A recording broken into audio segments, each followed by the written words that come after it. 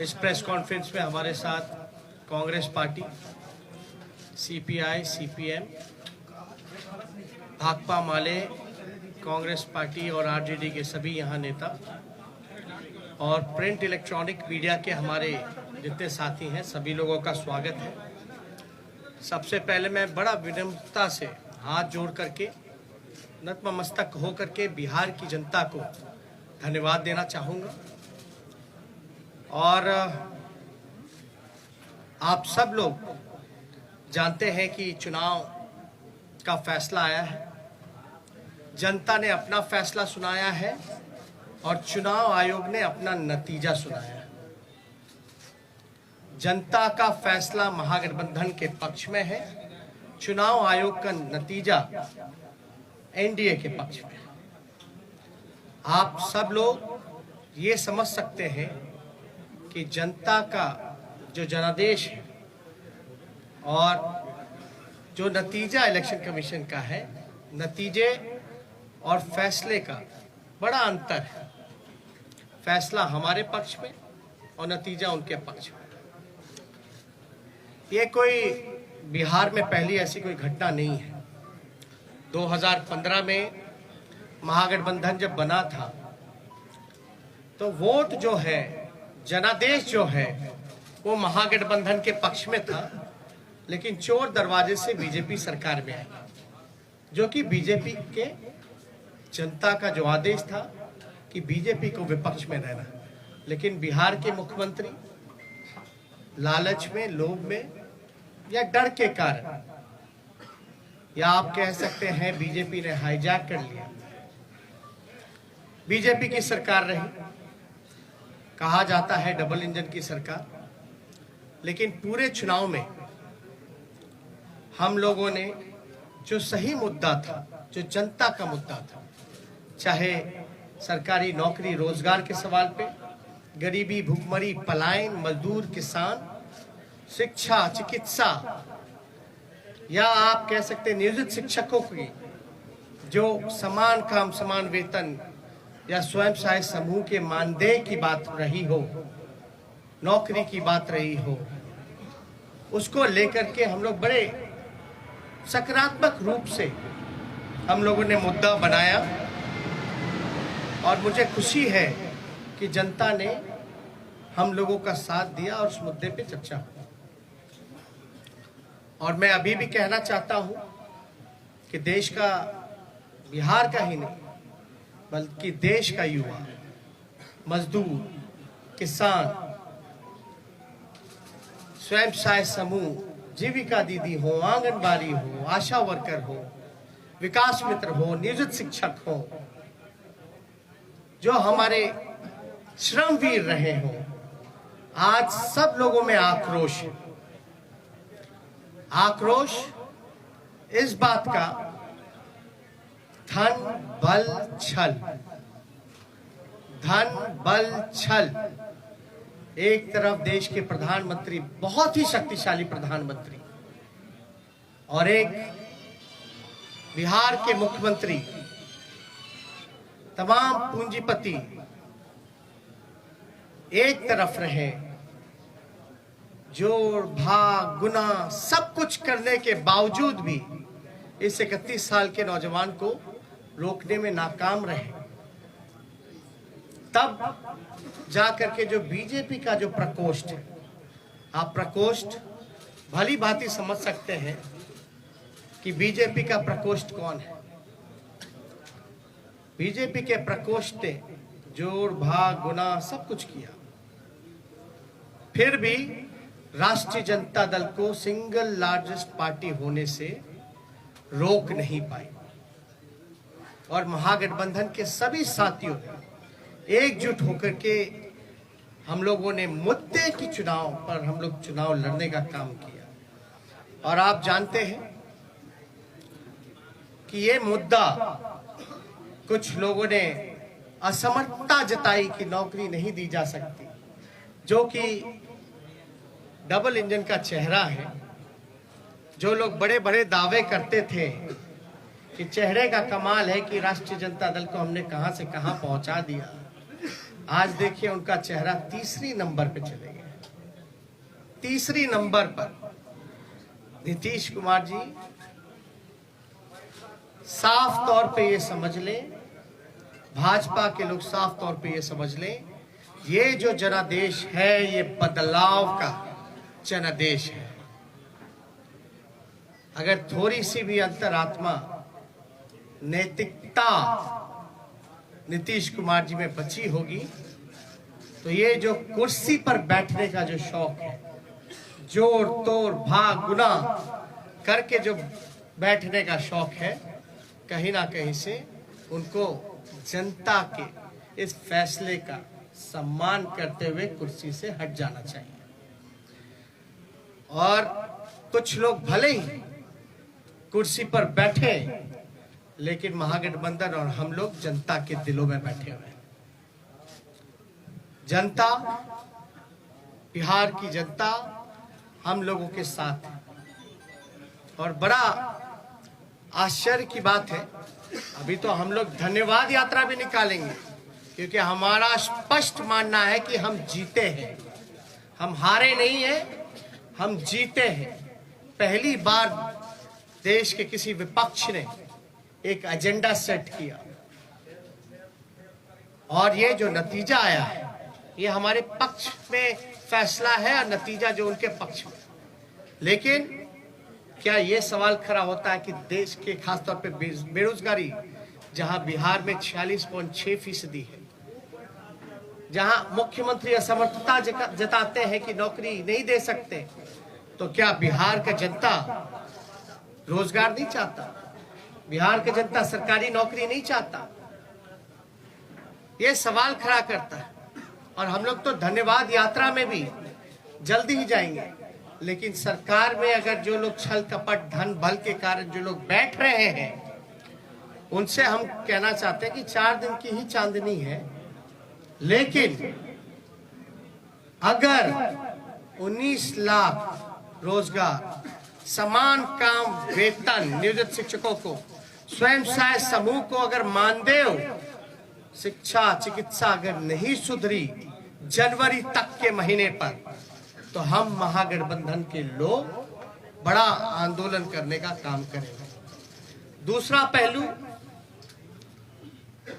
कुछ लोग बड़ा कहेंगे कि हार गए तो लोग रो रहे, नहीं, हम लोग रोने वाले लोग नहीं हैं, हम लोग संघर्ष करने वाले लोग, जनता के बीच रहने वाले लोग, सबको साथ लेकर के चलते हैं। जहां भी रहेंगे जनता की आवाज को बुलंदी से उठाते रहेंगे। लेकिन आप सब लोग देखिएगा कि आखिर कहां जोर तोड़ भाग गुना हुआ। तो कुछ सवाल है, हम आपको counting of postal ballot papers की प्रक्रिया बता दें। काउंटिंग पोस्टल बैलेट में एक दिन पहले ही राष्ट्रीय जनता दल के पेज से एक वीडियो जो है एक जारी किया गया था, ठीक चुनाव से पहले। उस वीडियो में साफ तौर पे दिखाया था कि रात के अंधेरे में आरा में रात के अंधेरे में एक गाड़ी निकली, उस गाड़ी में पोस्टल बैलेट के बक्से निकले। चुनाव आयोग बताए कि रात में कोई भी ट्रांसपोर्टेशन, चुनाव के वोट बक्से कोई इधर से उधर ले जाया जा सकता है, नहीं ले जाया। और अगर आप इन्हीं के लॉस की बात करें इलेक्शन कमीशन का कि क्या प्रोसीजर होना चाहिए, counting of postal ballets paper 15.15.4 इनका पॉइंट है, उन्हीं का इलेक्शन कमीशन का। As per the requirement of Rule 54A of CE Rules 1961, the postal ballot shall be taken up for counting first at the returning officer's table. मतलब postal ballot की गिनती जो है उसकी प्रक्रिया पहले होनी चाहिए, साफ तौर पे इसमें लिखा है।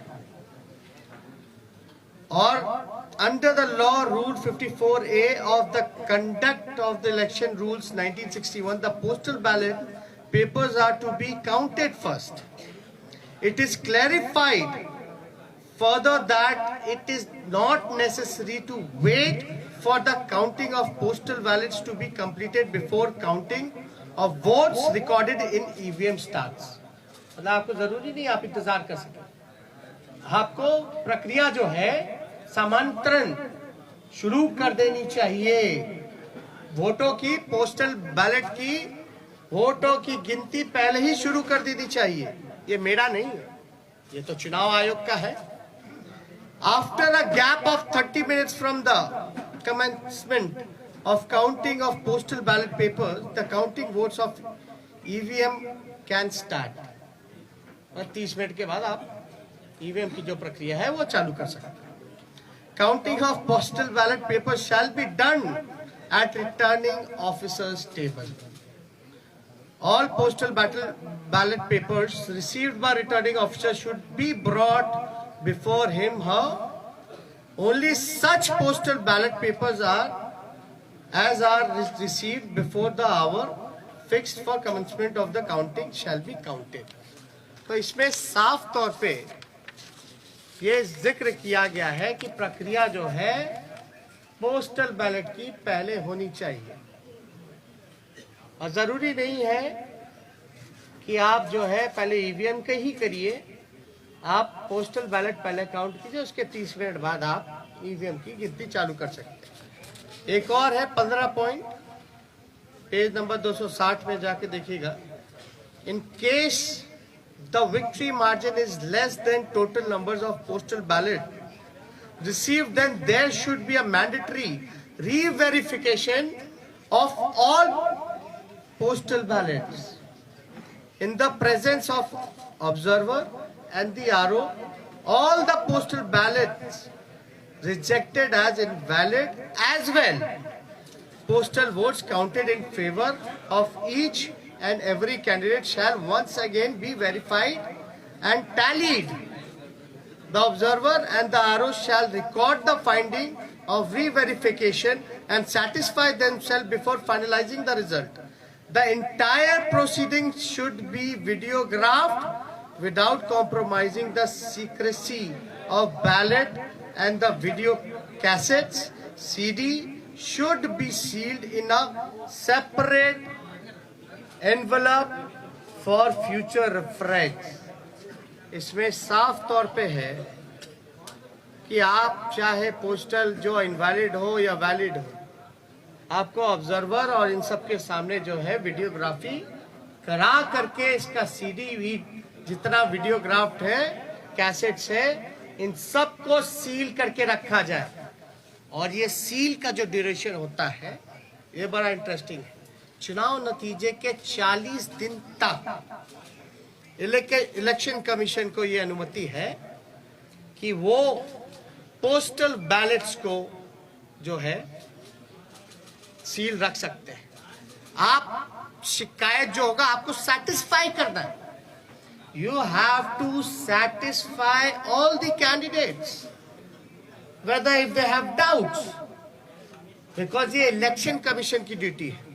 अब एक और इंटरेस्टिंग डेटा आप लोगों को हम बताना चाहेंगे। एनडीए को जो कुल वोट मिला 1,57,728।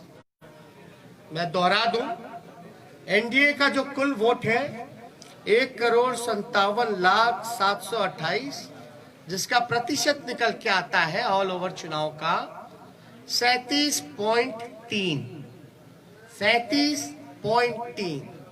महागठबंधन को वोट जो मिले 1,56,88,458, 1,56,88,458, जो कुल प्रतिशत महागठबंधन का निकल के आता है वो 37.2। हमें मिले 37.2 और एनडीए को मिले 37.3, यानी 1 पॉइंट का अंतर है, 0.1। 0.1 का अंतर है, जो कि अगर वोट में अगर कन्वर्ट करें तो ये 12,270 वोट का अंतर, यानी एनडीए और महागठबंधन का कुल वोटों का अंतर 12,270 का है। अब 12,000 में वो उनको 15 सीट लीडिंग पे है, आगे है। ये आश्चर्य की बात है कि 12,000 में वो 15 सीटें जीत गए। और याद कीजिएगा, अद्भुत आंकड़ा हम आपको और भी देंगे कि पोस्टल बैलेट्स वोट कौन देता है? जो सर्विस में है, ज्यादातर शिक्षक लोग हैं जो कि एजुकेटेड हैं, वो लोग हैं जो जागरूक लोग हैं, जो जानते हैं कि वो पोस्टल से भी मतदान कर सकते हैं। और कई लोग ऐसे होंगे जो कई बार पोस्टल से मतदान किया गया होगा, एनवलप में करते हैं, बैलेट पे करते हैं। यानी जो जागरूक व्यक्ति है वही ये काम कर सकता है। आप एक पोस्टल को आप रिजेक्ट कर देते हैं, एक रिजेक्ट समझ में आता है, 10 रिजेक्ट समझ में आता है, 50 रिजेक्ट समझ में आता है। आप 900 पोस्टल वोट रद्द कर रहे हैं, 700 पोस्टल वोट रद्द कर रहे हैं, 500 पोस्टल वोट रद्द कर रहे हैं। और रद्द हो रही है तो ये चुनाव के उम्मीदवार का जिम्मेवारी तो नहीं है। रद्द किस वजह से किया गया और इतनी बड़ी संख्या में रद्द क्यों हुआ? जब हमारे कैंडिडेट्स ने जब मांगा रिटर्न में आरओ से कि लिखित में दीजिए कि आपने रद्द क्यों किया, आरओ की जिम्मेदारी है कि वो कैंडिडेट्स को सेटिस्फाई करे, जो कि हमने आपको गाइडलाइन में बताया। और किससे पूछ करके इलेक्शन कमीशन ने गिनती जो है लास्ट में पोस्टल का किया और रद्द करने का काम किया? पहले क्यों नहीं काउंटिंग कराई गई? किसके दबाव में? अगर जहां भी पोस्टल अगर बाद में काउंट हुए हैं तो हमारी मांग है, क्योंकि 40 दिन तक सील्ड रहता है, रिकॉर्डेड होने चाहिए, वीडियोग्राफी लाइए, वैलिड इनवैलिड बैलेट पेपर्स को सामने रखिए और रिकाउंटिंग कराया जाए। ये हमारे महागठबंधन लोगों की मांग है, उस पर रिकाउंटिंग कराया जाए। हमारी जो हार हुई 17 वोट से, 12 वोट से, 50 वोट से, 70 वोट से, 100 वोट से, 150 वोट से, लगभग 20 सीटों को हराया गया। ये कौन जवाब देगा? ये लोग बोलते रहे रोए रोए, लेकिन मेरा सवाल जायज है। चुनौती देता हूं बिहार के मुख्यमंत्री को, जो चोर दरवाजे से सत्ता हथियाना चाहते हैं, सत्ताधारियों को, कि पोस्टिंग पोल, एक सवाल का जवाब दे कि पोस्टिंग जो हुआ है बैलेट का, पोल जो हुआ है वो पहले होना चाहिए या बाद में होना चाहिए? वही लोग बताएं। मेरा सवाल, अब बाद में हुआ है तो किसकी गलती है? बस इतना सा मामूली सा सिंपल आंसर हम जानना चाहते हैं कि आप जो गाइडलाइंस है चुनाव आयोग का, साफ तौर पे इस पे लिखा हुआ है, इस पे साफ तौर पे लिखा है 15.15.4 counting of postal ballot papers, इस पे साफ तौर पे लिखा है। बताएं अगर काउंटिंग कराने में क्यों नहीं करा रहे भाई? हम लोगों के कैंडिडेट डिमांड करते रह गए, लेकिन हमारी बात को सुना नहीं गया, हमारे उम्मीदवारों को सुना नहीं गया। लास्ट में कई जगह तो ऐसा हुआ, राघोपुर का ही हम बता दें, राघोपुर का हम अपना बता दें, 3 बजे तक प्रक्रिया पूरी कर ली गई, रात के 11 बजे सर्टिफिकेट मिल रहा, 11 बजे। मेरा तो 37,000 का डिफरेंस था, लेकिन जहां कम मार्जिन, जहां हम जीत रहे थे, वहां पोस्टल बैलेट 900 संख्या में। तो आप कराते क्यों भैया? जब रद्द ही करना है तो पोस्टल पे काउंट ही मत कर, वोट ही मत कराइए। अगर पोस्टल का अगर कोई वैल्यू नहीं है, रद्द ही करना है, तो आप वोट क्यों कराते हैं? काउंटिंग प्रक्रिया में क्यों जोड़ते हैं? या तो रिकाउंटिंग कराइए, आपके पास तो पूरा दस्तावेज, सब दूध का दूध, पानी का पानी हो जाएगा, पता चल जाएगा कौन किसके दबाव में काम कर रहा है, किसके इशारे पे काम कर रहा है। तो ये कई जगह तो सर्टिफिकेट दे करके छीनने का प्रयास किया गया। अब आप बताइए, हम सबूत कहां से लाए? ना मोबाइल ले जाने दिया जाता है, मोबाइल ले जाने दिया जाता तो सब पता चल जाता, ना किसी को प्रवेश किया करने दिया जाता है। हमको तो छोड़ दिए, मीडिया के लोगों को भी प्रवेश नहीं करने दिया जाता है, और लोग कह रहे हैं कि सबूत ला। कहां से लाए सबूत?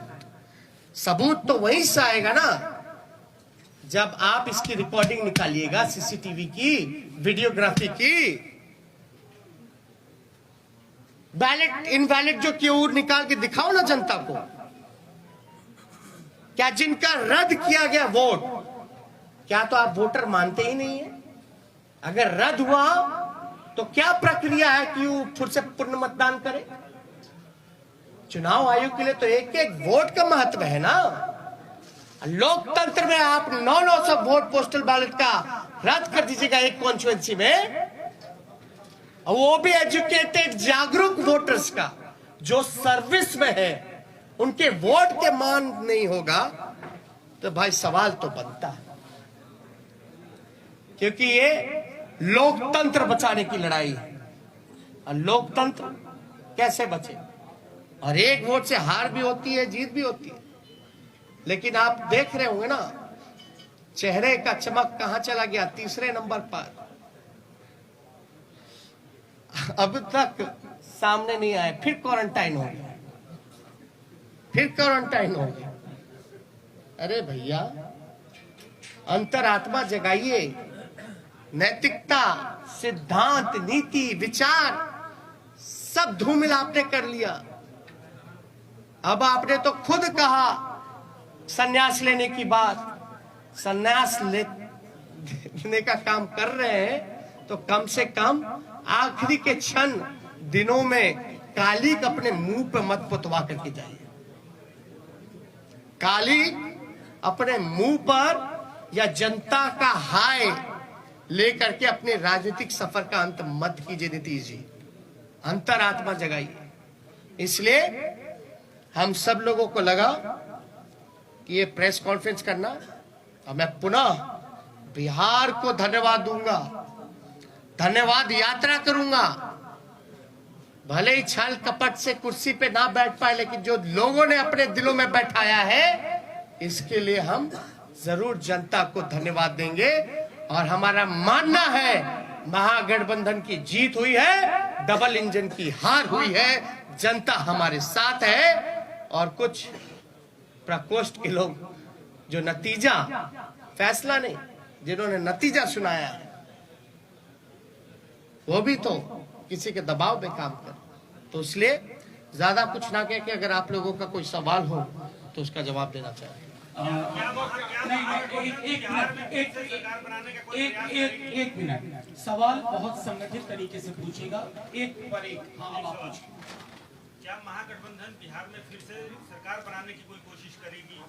कहीं से उम्मीद वैसी है, या फिर और कोई आंकड़ों के द्वारा सरकार बनाने की कोई कोशिश होगी? देखिए, हमने साफ तौर पे बोला, ये मैंडेट जो है बदलाव का मैंडेट है। ये जनादेश जनता ने बदलाव के लिए दिया, तो जो लोग बदलाव के साथ हैं, इन चीजों को समझेंगे, तो जरूर वो अपना फैसला लेंगे। क्या आरजेडी इस कोशिश में है कि जो छोटे दल को साथ में लिया जाए? अभी आपको हमने तो साफ तौर पे बोला कि ये जनादेश जो है बदलाव का है, ये उनके ऊपर है कि वो जनता के साथ, इस फैसले के साथ रहते हैं नहीं रहते। इधर से एक सवाल। तेजस्वी जी, कांग्रेस को 70 सीटें आरजेडी ने दी, महागठबंधन में 70 सीटें मिली, 19 सीटें वो केवल जीते। उनके ही नेता कह रहे हैं कि हमारी वजह से तेजस्वी की सरकार नहीं बन पाई। आपका क्या रिएक्शन है इस पर? क्या आपको मलाल है कि आपने कांग्रेस को 70 सीटें दे दी? पहली बात, महागठबंधन हम लोग मजबूती के साथ चुनाव लड़े, हम लोग एक दूसरे के साथ मजबूती के साथ खड़े हैं। कौन क्या कहता है ये विश्लेषण का समय नहीं है। अभी जो बात है ये समय है कि हमको जो हराने का प्रयास किया जा रहा है, जो हमने सिंपल सा सवाल पूछा है कि जो रद्द हुए हैं क्यों हुए हैं, प्रक्रिया उसकी शुरुआत की थी, अंत में आपने ये क्यों किया, आपने रिटर्न में लिख करके क्यों नहीं दिया। मेरा अभी भी मानना है कि लगभग ऐसे 20 सीटें जो हैं हम लोगों को हराया गया है। ओवैसी की पार्टी AIMIM ने एक मिनट सुनिए एक मिनट, इनका वहाँ सवाल है, एक साथ पूछे ना। सवाल ये है कि 119 के आंकड़ों तक आपने छुआ, फिर 108 हो जाता है, फिर 110 पे उसको कर दिया जाता है। हम चुनाव आयोग 5 घंटे इतने में उलझा के रखता है, इसको लेकर क्या कहना है? और कहीं ना कहीं ओवैसी ने आपको जो है एक तरह से देखा जाए तो नुकसान पहुंचाया। नहीं, देखिए किसी के पास एक तो अपने ही गाइडलाइंस का, जब हमने आरा का एक एग्जांपल दिया कि रात में आप बक्सा लेके जा रहे हो आ रहे हो, वो क्या उचित है? क्या वो गाइडलाइंस को वो चीजें फॉलो करती है? वो तो एविडेंस हुआ ना, वो तो एविडेंस है। वीडियो में आपका आईडी कार्ड भी दिख जाएगा, बैलेट पे बक्से जो रखे हुए हैं स्टील के उसमें नंबर भी दिया जाएगा, गाड़ी का नंबर भी मिल जाएगा। तो उसमें हम तो स्पष्ट रूप से मान रहे हैं कि हमको तो कम से कम 130 सीटें महागठबंधन को मिली है। 130 सीटें मिनिमम महागठबंधन को मिली है। इधर नहीं एक मिनट, आपने सवाल उठाया है गाइडलाइन, आपने सवाल उठाया है रद्द हुआ है पोस्टल बैलेट का। गठबंधन आज की तारीख में जब सरकार नहीं बनी है बिहार में, अभी तक फॉर्मल नहीं हुआ है, गठबंधन इलेक्शन कमीशन को डॉक में लेने के लिए, you are putting the election commission on the dock. I have been asking simple question to release, to satisfy the candidates whatever their queries has. That's it. If they will not satisfy the candidates, then we might go to the court. और sir आपको लगता है कि ओवैसी की party AIMIM ने आपको बड़ा नुकसान पहुंचाया है, खासकर अगर सीमांचल की बात करें? और क्या महिला मतदाताओं का रुझान इस बार भी आपके पक्ष में नहीं आया है क्या? ये बहुत ही अच्छा सवाल। हम तो कह रहे हैं हम 130 सीट जीते हुए हैं, हम तो बहुमत में आ गए, हम तो बोल रहे हैं कहां नुकसान पहुंचाया। दूसरी बात, साइलेंट वोटर्स, ये साइलेंट वोटर्स है कि इनविजिबल वोटर्स है? और साइलेंट वोटर क्या बोल रहा है? आप लोगों को कौन बोल दिया कि साइलेंट वोटर ने एनडीए को वोट दिया? हम तो जानना चाहते हैं। तब तो साइलेंट वोटर रहा ही नहीं ना। जब प्रधानमंत्री जी साइलेंट वोटर का जिक्र कर रहे हैं, उनके पर तो लोग बड़ा वोकल होते थे, अब साइलेंट हो गए। और साइलेंट हो गए तो प्रधानमंत्री जी को कान में जाके बोल दिया गया। जब बोल ही दिया तो साइलेंट कहां रह गए? ये साइलेंट वोटर थे ही नहीं, ये साइलेंट वही है जो इनविजिबल वोटर है, जो कि बीजेपी के प्रकोष्ठ है।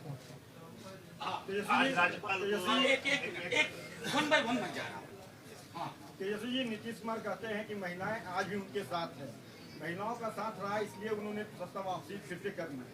दूसरी बात, आप कह रहे हैं कि हमारे साथ अन्याय हुआ है, तो क्या न्याय पाने के लिए कोर्ट का दरवाजा खटखटाएंगे, सुप्रीम कोर्ट, हाईकोर्ट जाएंगे आप लोग? देखिए कौन किसके साथ है, कहां किसके साथ है, हा? लेकिन हमारे आंकड़े के हिसाब से जो कैंडिडेट वहां रहे, हम तो 130 पे हैं। हम तो ये कह रहे बिहार की जनता हमारे साथ है। आप क्यों जोड़ गुना भाग करा करके आप सरकार हथियाना चाहते हो? पहली बात, महिलाओं की जहां तक बात आएगी तो जब सरकारी नौकरी मिलता है तो उसमें महिलाएं नहीं है? आप देखिएगा महंगाई इतनी बढ़ गई तो क्या महिलाओं के किचन को इफेक्ट नहीं किया? सिलेंडर का दाम क्या है? घर का बिजली बिहार में सबसे महंगा है, क्या वो महिलाओं को असर नहीं करता है? ये महिला को अगर पहले नुकसान होता था अगर शराब का, घर का पैसे का, तो 200 रुपए का। आज नीतीश कुमार जी की वजह से जो ब्लैक मार्केट बन गया है, वही 200 रुपए से ज्यादा 500 रुपए का घाटा हो रहा है महिलाओं को। तो कहां से उनके साथ महिलाएं भाई? ये सब केवल एक स्क्रिप्टेड प्रोपेगेंडा चलाया गया है, और जो कि इस इलेक्शन में ये जितने स्क्रिप्टेड प्रोपेगेंडा चलाने की कोशिश की गई, अरे आपने तो देखा इस चुनाव में इतने शक्तिशाली पीएम हो, मुख्यमंत्री हो, अब शब्द भी मेरे को कहा, मेरे परिवार को कहा, फिर भी हम आशीर्वचन के तौर पे हमने चुनाव लड़ा। तो कहां से आपका? देखिए सिंपल, मैं तो सत्ता में बैठे लोगों से भी पूछना चाहता हूं कि आप बताइए प्रोसीजर क्या है पोस्टल का, गिनती की क्या प्रक्रिया है, क्या वो फॉलो हुई है, नहीं हुई है? अगर हुई नहीं हुई, जो भी छोड़िए अलग बात, या हमारे जो उम्मीदवार रहे, अगर वो कोई क्वेरी इलेक्शन कमीशन को उस समय पूछ रहे थे तो उस समय इनकार क्यों किया गया, लिखित तौर पे क्यों नहीं दिया गया? और अब हम सभी उम्मीदवार जो है लिख करके इलेक्शन कमीशन को भेज रहे हैं, और हमको तो सीडी भी चाहिए, वीडियोग्राफी भी देखना है। इससे पहले कि मैं अगला सवाल तेजस्वी जी के लिए लूं, मैं एक चीज और उसमें जोड़ देना चाहता हूं। इस बार सबसे बड़ा पोस्टल बैलेट का आधार था नियोजित शिक्षकों की। बिहार सरकार और उसके मुखिया को मालूम था कि ये पूरी की पूरी नियोजित शिक्षकों का समुदाय शिफ्ट कर गया है, इसलिए इनवैलिड करने की कोशिश हुई, और वो सब चीजें हम एविडेंस के तौर पर मांगेंगे, और इनके जीते हुए लोग हारेंगे। और एक बात, इनवैलिड करने का कारण जो हमको संदेह है, ये है कि पोस्टल की जितनी भी काउंटिंग हुई है, एज एन एग्जाम्पल राघोपुर अगर लेते हैं, मेरे क्षेत्र का लीजिएगा, जहां हम 37,000 से चुनाव जीते, जहां हम अच्छे से चुनाव जीते हैं, वहां भी पोस्टल में हम जीते हुए हैं, लगभग 3 गुना ज्यादा से। एक एग्जाम्पल अगर रूनी सैदपुर का लीजिएगा, सीतामढ़ी का, तो वहां लगभग जो है 15 से 20,000 वोटों से हारे हैं, 25,000 से हारे हैं। लेकिन वो हारे हुए 15 से 20,000 क्षेत्रों में भी पोस्टल में एक तरफा हम लोग लीडिंग किए। यानी पोस्टल में जो मनोज झा जी ने कहा कि ज्यादातर पढ़े लिखे लोग शिक्षकों का, नियोजित शिक्षकों का रहा है, जिन मुद्दों के साथ हम समान काम समान वेतन दिलाने की जो बात कही थी, हमारे पक्ष में वो वोट मिले, जिसको रद्द किया गया। और ध्यान से, आरा वाला भी पोस्टल बैलेट का ही बक्सा था रात का, तो एक जगह का पकड़ाया, लेकिन रात के अंधेरे में क्या क्या खेल हुआ, ये तो आंकड़ा जो है हम लोग डिमांड कर रहे हैं आयोग से। एक आखिरी सवाल। एक मिनट। अरे नहीं, ऐसे वो हाथ पहले से राजभवन गए थे और उनसे जब सवाल किया गया कि विपक्ष जो आरोप लगा रहा है उस पर क्या कहना है उनका, उन्होंने कहा कि हमने विपक्ष को कहा है। अरे भैया, भाई सुनिए, समझ गए आप। एक मिनट, गवर्नर चुनाव लड़ रहे थे क्या? नहीं, एक मिनट बात सुनिए। गवर्नर चुनाव लड़ रहे थे क्या? चुनाव कौन लड़ रहा था? कैंडिडेट। इस गाइडलाइन में क्या लिखा है इलेक्शन कमीशन का? किसको सेटिस्फाई करता है, गवर्नर को कि कैंडिडेट को? क्या सीडी दिखाए हैं क्या? दे, मीडिया को दे दे। अरे मीडिया को दे दे, सब देखे ना। Thank you. आपने चिन्हित किए जिसमें गड़बड़ी की गई है, उसमें आपकी कितनी है और कांग्रेस की कितनी है? वो लिस्ट हम लोग दे देंगे, उसमें कोई वो नहीं है। और अब मैं इस प्रेस कॉन्फ्रेंस की समाप्ति की घोषणा करता हूँ। शुक्रिया। क्या महागठबंधन वीआईपी और हम पार्टी के संपर्क में है? लेट से आया। हमने पहले ही इसका जवाब दे दिया है कि ये जनादेश बदलाव का है, और फैसला उनको लेना है कि जनता के फैसले के साथ है कि नहीं। शुक्रिया तमाम साथियों।